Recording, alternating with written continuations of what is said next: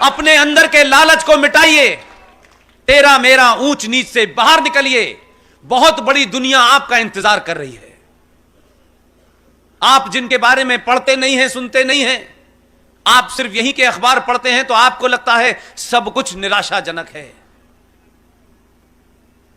पूरी दुनिया में, पूरे यूरोप के अखबार पढ़िए, खुल्लम खुल्ला वो लोग ये कहते हैं कि अगर पूरी दुनिया में कोई एकमात्र देश है जो इस्लामिक आतंकवाद का खात्मा कर सकता है, उसका नाम है भारत।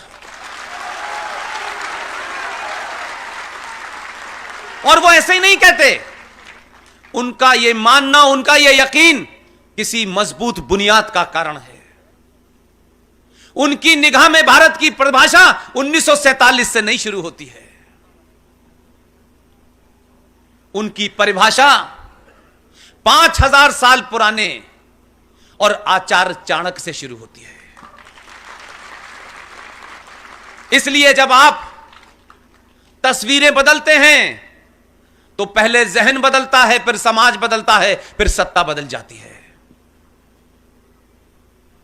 हमारे देश के पाठ्यक्रमों के अंदर आचार्य चाणक्य नहीं पढ़ाया जाता, सुभाष नहीं पढ़ाए जाते, वीर सावरकर नहीं पढ़ाए जाते, रानी लक्ष्मीबाई नहीं पढ़ाई जाती।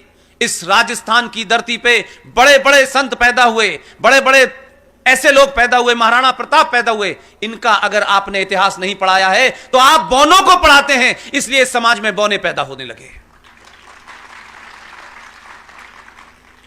इस समाज में हमारी और बहुत सारे लोगों की सिर्फ इतनी जिम्मेदारी है कि आप सच बात बता दें।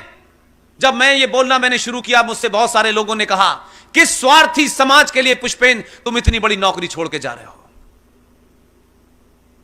यह समाज सोता चाहता है, ये इतने तेरे मेरे में व्यस्त है कि इसको मतलब ही नहीं है। यह हजारों वर्गों में बटा हुआ है।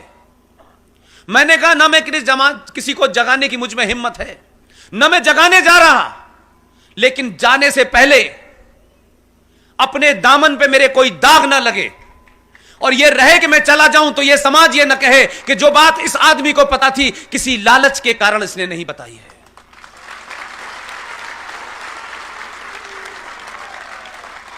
मैं अपना काम करने निकला, मुझे अंदाजा नहीं था। मैं शुरू में बहुत मायूस था, लेकिन यकीन मानिए, पहले स्पीच जो 3 साल पहले दी और आज तक हर दिन मेरा विश्वास करोड़ों गुना बढ़ जाता है कि आखिर यह समाज जो 1000 साल तक लड़ा ही नहीं, शब्दों से भी प्रतिकार नहीं करने की इसकी क्षमता थी, तब मुझे लगा कि शायद हजारों करोड़ों संगठन जो दावा करते हैं पूरे देश में कि वो राष्ट्र को जगाने का काम कर रहे हैं, मैं कहता हूं आप ईमानदारी से काम नहीं कर रहे।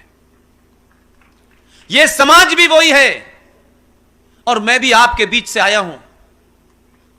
क्या वजह है कि 10-12 लोग बिना किसी राजनीतिक दल से, बिना किसी संगठन के, पूरे देश में 80-80 साल के मेजर जनरल जीडी बख्शी जब बोलते हैं तो करोड़ों की तादाद में लोग बात उनकी सुनते हैं।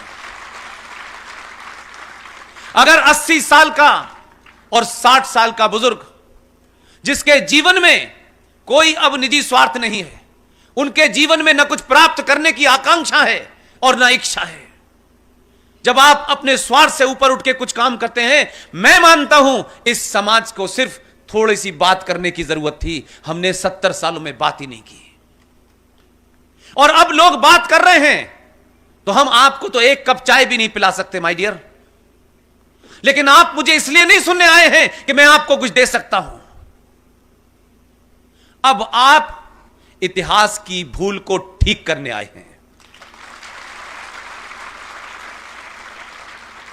इसलिए आपके संविधान में 20 ऐसे फ्रॉड किए गए, दिन की रोशनी में किए गए, आप बोले नहीं, आपने सवाल नहीं उठाया। और हमारा समाज मर्यादा पुरुषोत्तम राम के बारे में सवाल उठा सकता है, माता सीता के बारे में सवाल उठा सकता है, और हमारा स्वार्थ समाज आपको एक घटना बताऊंगा तो आपको ताज्जुब लगेगा। और तब मुझे लगता है कि जो हमारा हश्र हुआ है वो किसी इसलिए नहीं कि दुश्मन मजबूत था, इसलिए कि नहीं